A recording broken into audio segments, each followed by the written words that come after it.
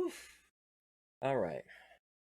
Hello, ladies and gents. It is I, Peroxide, again.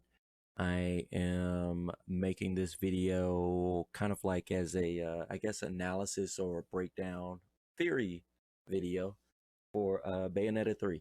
Bayonetta 3 is actually not even, it is the most anticipated game for me personally for this year. I don't give a fuck about nothing else. I don't care about God of War. I don't care. There's nothing else that could drop that would be bigger. That Jesus himself is up there. Like he debatable. But Bayonetta 3 is going to be dropping October, what is it, 28th this year. And the second trailer drop, I've looked at it myself already, but I kind of wanted to do an analysis, kind of like theory breakdown after the pandemonium has settled a bit. So that's what we're gonna do here today. So I have here the actual Bayonetta vid. We're gonna walk through it, and I'm gonna go over some of my theories about what's going on narratively for the story, some of the character motivations, theories, and all that kind of jazz. Um, and yeah, um, let's get to it.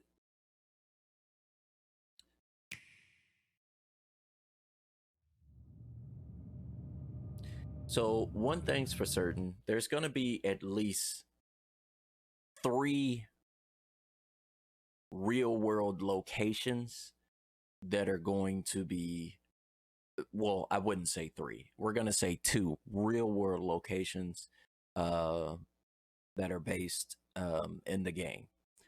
New York, clearly, is one of them. And I think the other one is going to be Shibuya. It was already confirmed in the reveal trailer that that fight was going on in Shibuya. So I think there's going to be some city hopping going on, and yeah, let's uh, let's keep going from there. Okay, these beings are now confirmed as the homunculi, and they look a lot better than they did initially in the reveal trailer. Everything looks better than it did in the initial reveal trailer. Um, One thing to note that the game is running the cinematics at 60 FPS, which is something that is a first for Bayonetta, and it looks great. The Bayonetta franchise, I think, even on the PC version of Bayonetta 1, um, all of the cutscenes were pre-rendered cutscenes that were hard capped at I think 30 FPS. You can correct me if I'm wrong, but I mean I have the game here on my PC and I've never seen it look as smooth as this for cinematics. So yeah. More new faces, I see. Another thing, all right, we have Bayonetta. Um, one thing to note, even though everyone is calling her Bayonetta, I have yet to hear herself, or anyone else um, call her Bayonetta in this universe.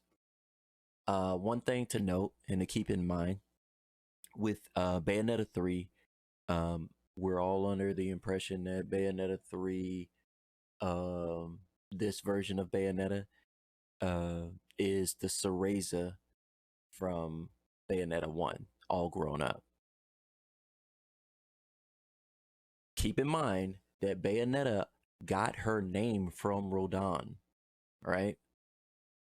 When she awoke from her captive state underneath that lake when Luca's father kind of like died. And that goes into a whole nother theory of what I think is going on in terms of the story and the narrative structure. So, um, yeah, I kind of went on a tangent there. But I also wanted to make a note, another quick note. Bayonetta's makeup looks great. I know that there was an article or video from an IGN lady talking about how terrible her makeup is. Fuck off. Your makeup is terrible. I don't know what the yo. You cannot. She looks amazing right here. Everything just hits. Sorry.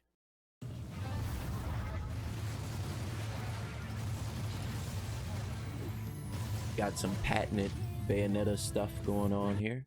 Also, her theme. I think that's going to be her main theme. What you guys are hearing. Pause the video. Can't hear it right now. So I'm going. I forgot what was the name of these guns. Color My World. There doesn't seem to be a red motif for any of them. It looks like it's blue, green, yellow, and like a turquoise. Or a white even. It looks like that, yeah, might be white, blue, yellow, and yeah, there's no red. Interesting. But I think all of her guns had a red little ruby or something, before, but I guess not. Guess the moon's gonna be red. But let's see. That's the guns, Color My World. They look really cool. I don't remember them having this hard of a curve here. Y'all see that curve? Like for the handles? I know this is probably based on the design of a real like 45 or something like that, but god damn, that looked like it's not easy on the hands, yeah. Well, don't matter for her though. Those things ain't for Paradise. I like the pose. Or Inferno. They're locals. In other words, they're part human. So we got Enzo here looking like a complete idiot. I'm not entirely sure what he's doing. He's just out and about getting stepped on. And then of course we got our guy Rodon. I'm not sure who he's communicating to. I want to say Bayo. What's interesting though, or what I would like to say or make a note of with Rodon is that he seems to be aware that these creatures are not from Inferno or Paradiso. It's probably off energy readings and stuff like that. But one thing to note again, Rodon gave Bayonetta her name, so I'm kind of curious on their relationship, seeing how, for all intents and purposes, Bayonetta shouldn't be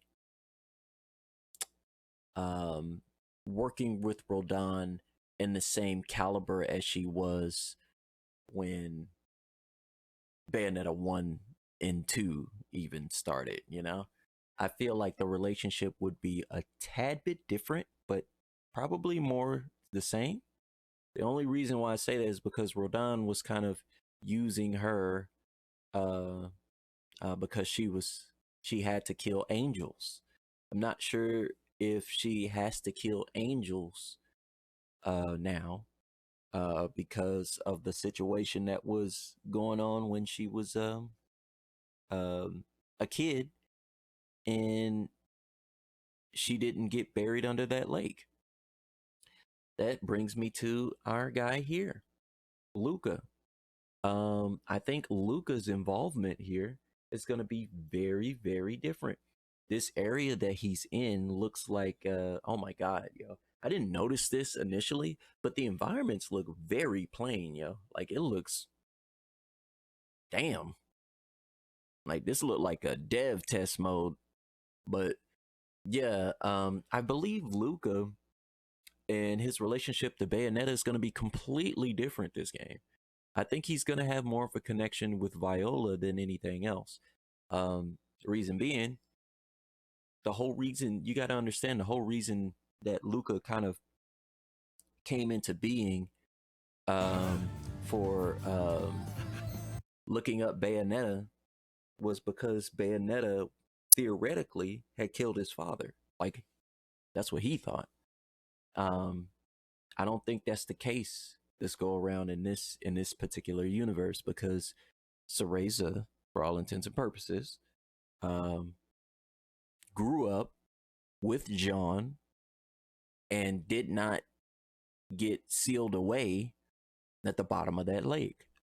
So what would be Luca's motivation in dealing with Bayo at this particular point in time? Because the main reason was because of his father. You got to remember that. So maybe his father died of natural causes now, whichever the case, or maybe he died by angels still. But the main thing to note is that if this is set in a different universe and this is Cereza, never at the bottom of that lake, I would think that this changes Luca's story in narrative focus. Then perhaps a bit of fancy dress is in order. That's a cool little scene right there with the little hand gesture shit. This gives us a glimpse at the masquerade, the demon masquerade ability that Cereza apparently has. One thing to note though, is that when she summons demons, it's almost as if she doesn't even use her hair, yeah. Like, look at if we look, it's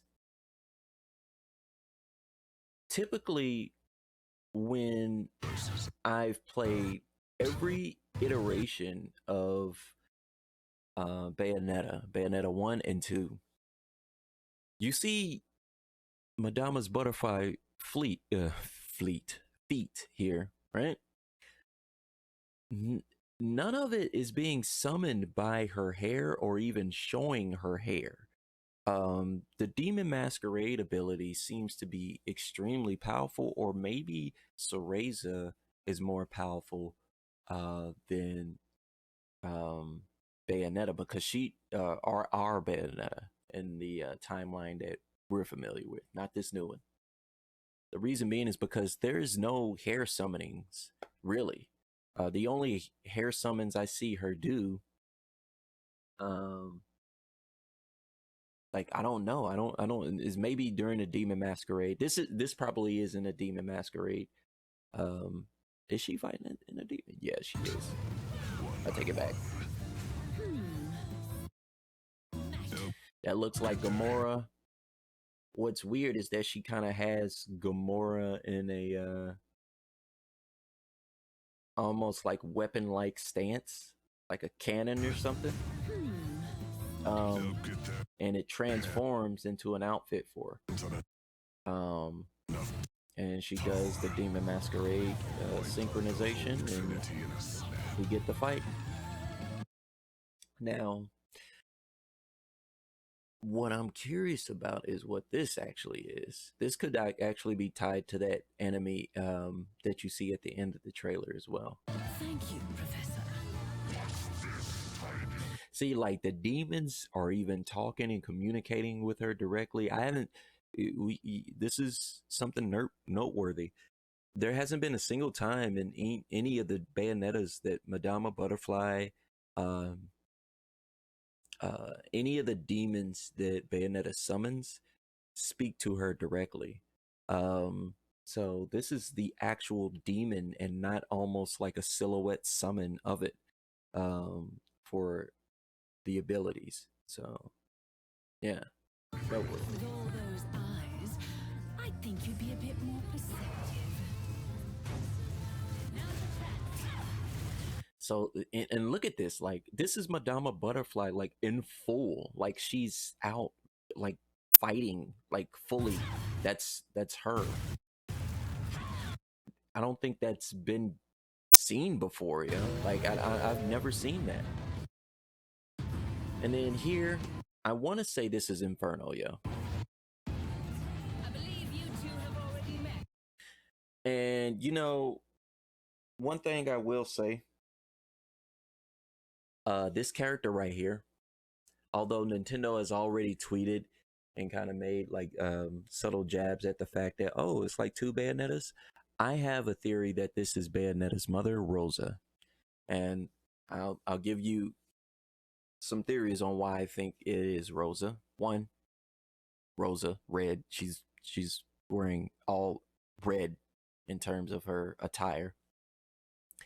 Um, Two, she has a lot of scars. This could be um this could be a kind of like a lore homage to the fact that she was in prison. I wouldn't put torture and all that kind of stuff above being in prison for, you know, having a baby with a lumen sage, which is in this world sacrilege. So I think maybe Rosa was, even though her mother was, you got to think of the story, right? So if Bayonetta doesn't get sealed, her mother probably doesn't die. So her mother probably gets sent away to Inferno. And maybe she's down there, you know, just protecting that world, uh, or doing what she can to fight. And got a couple of scars along the way. But I do believe this is Rosa. For one, I feel like this, if this was Bayonetta, she would, or not Bayonetta, if this was Cereza or another Bayonetta, I would think that they would have the same voice actor. This lady sounds like the Rosa from Bayonetta 2. So listen. Let's go. This world is under my protection. You telling me that doesn't sound like that's Rosa to me? I mean, other people may have their theories on that being like another version or Bayonetta in a different universe. And the reason why I think they're in Inferno and stuff like that is because she said this world, Inferno and Paradiso and all those, Purgatorio and all that stuff, all those are considered different worlds. If this was like a universal thing, um, she I just feel like the narrative structure would be way too big to be jumping across universes like that. I think the universe jumping thing is going to be centralized towards the end of the game. I don't think that they're going to be universe hopping like that like crazy. Even when we first went to Inferno and Bayonetta 2, it was a big deal, and it was something that was not easy to like. It wasn't an easy task for Belle. She didn't just jump and go into Inferno and then jump out and jump back in. um there were nuances to it. I don't think for one second that Bayo is jumping in different universes casually, you know. Like I don't think that I think, matter of fact, I'll tell you when I think in this trailer or universal um uh transport is probably being initiated. And of course we have our new character. Her skirt reminded me of what's the girl's name off I forgot the lady's name off of yeah, it's Lady. Reminded me of Lady. Shit, holy fuck. But yeah, as you can see, this look like a homunculi base. So whatever. Look, we don't have time. If we don't stop them, this world is his.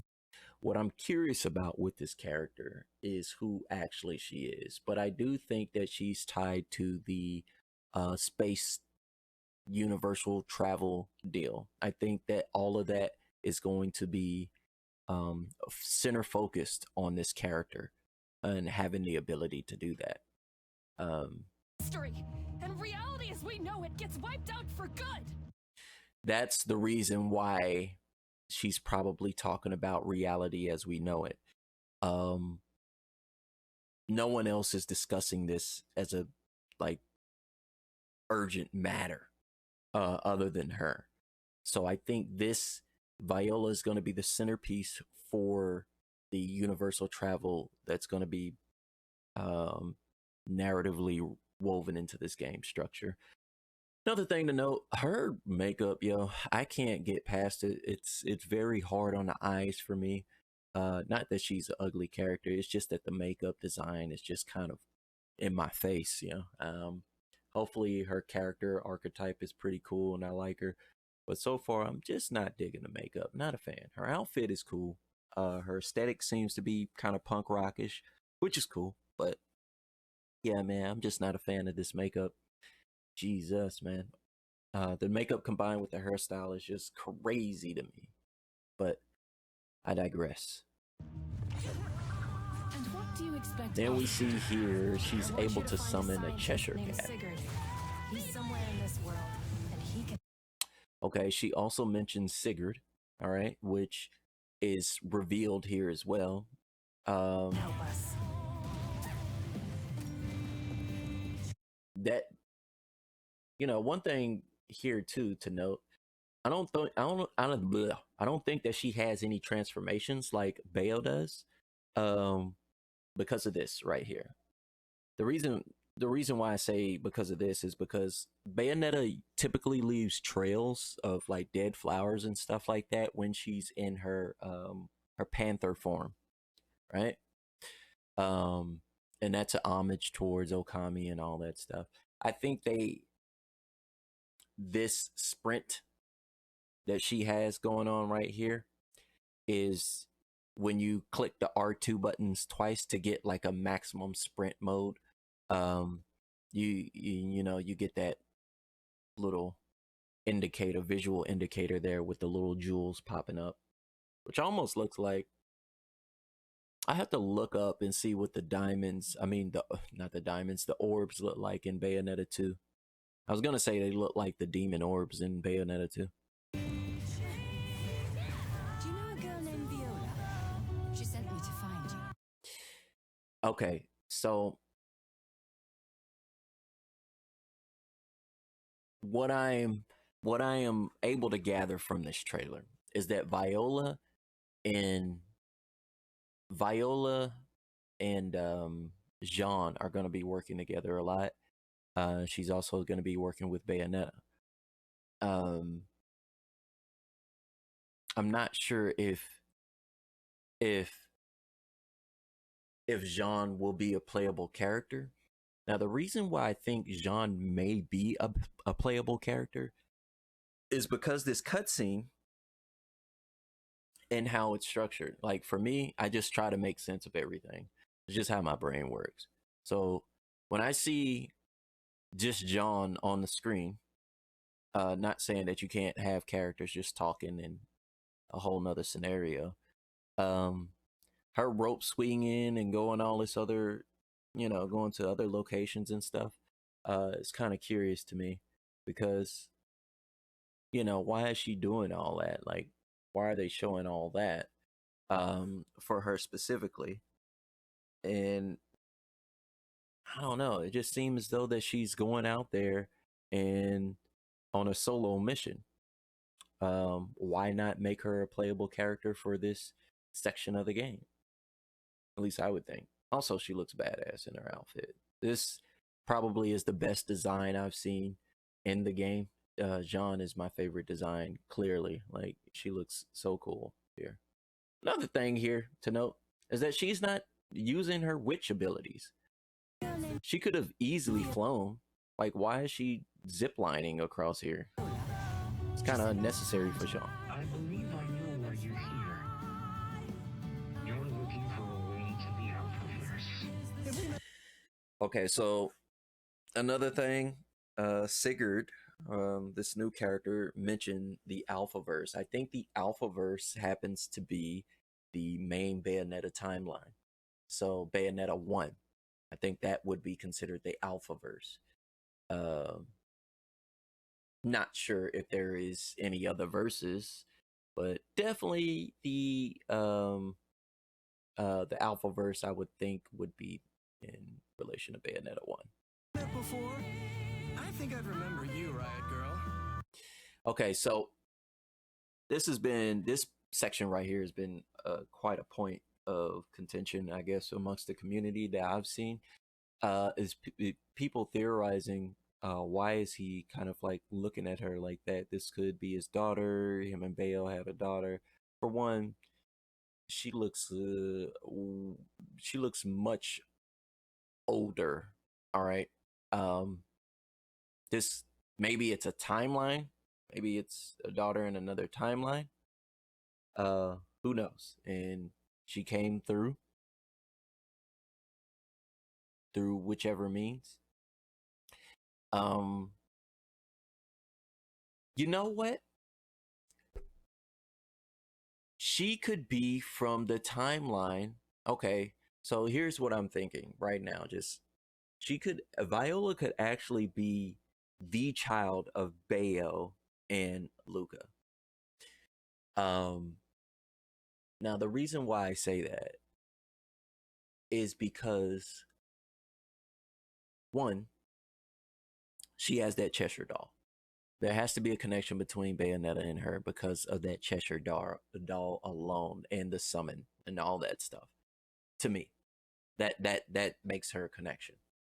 Um, the other connection between Luca is Luca kind of like being her response to Luca, like her response for like forget Luca, like you say if he's seen her before, she seems like she's looking at her dad. Like it'll be different if she this is her face is like what Trunks looked like when he first seen Vegeta in Dragon Ball. So I think Viola may have universe skipped and she's trying to assist this universe because hers went to shit. And I think it was probably the universe where short-haired Bayonetta was around. All right. I think short-haired Bayonetta and Bayonetta 2, her and Luca got together and they had a kid and lived for a while and shit went left and yeah. So she came through and now she's trying to help out. And Luca's whole involvement here, I think, is because Luca chases after a woman regardless. In each timeline, he's always chasing after someone. And he just ends up chasing after Viola because his father isn't dead at the bottom of a lake anymore, right? This is Cereza, you know, that never went at the bottom of the lake, that was saved by original Bayonetta from Bayonetta 1. Who's to say, like, he's chasing her to get more information about mysterious stuff that's going on in the world. So maybe he's looking at everything because of the homunculi and trying to find out what the hell's going on with that, you know? And because she's also investigating that, which is also tied with the universe jumping shit, that could probably put it all together. Someone seems very interested in our arrival. Is it him? Lesson 1. Carelessness will get your tail snipped, kitty. My name is Viola. Yeah, so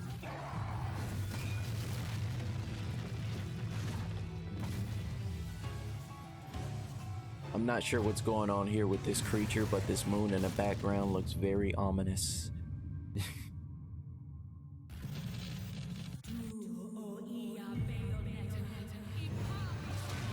Okay, so one thing that I was kind of curious about, so this is what I was talking about earlier about that universal summon deal.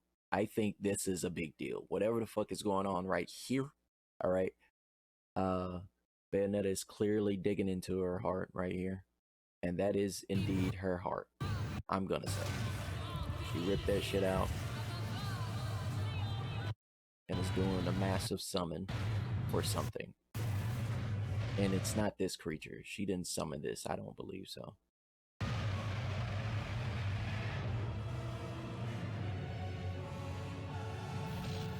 Or maybe she did. I don't know. But I don't think so. And of course, we got the October 28th release date.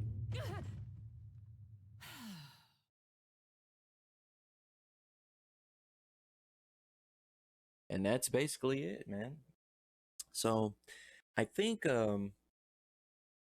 Viola was very much aware that she was gonna meet her mother, which is Cereza. She probably has been around her mother, so seeing her is not too much of a big deal for her. But seeing her father, maybe Luca passes away or dies in the other timeline that she's from, hence her expression when he kind of looks up there and says you know. So because I would think that she would have some spice. She looks like punk rock spice. So I don't think that she would just let any dude just casually just grab her face and look up at her and stuff like that. Bayonetta wouldn't even do that. So I don't know. Just some theories. But that's all I got, man. If you guys have any thoughts, think I'm right, wrong, your own theories, leave a comment in the comment section down below. Leave a like. Um, are you excited for Bayonetta 3? Are you going to get the Masquerade edition? I recently submitted a video. No, it's not submitted. I uploaded a video on YouTube detailing how to actually pre-order the Masquerade edition. Is pretty straightforward. It sounds like I'm bullshitting, but it's like literally go to GameStop, pre-order it, you know. And that's the only way that you can do it, is to physically go up to GameStop to pre-order that edition. So I kind of detail that on a video I posted. So if you haven't seen that video, go look. Yeah, man. That's it. That's all I got. I'll catch you guys later. And yeah, man. I guess just have a good one. Peace in chicken grease.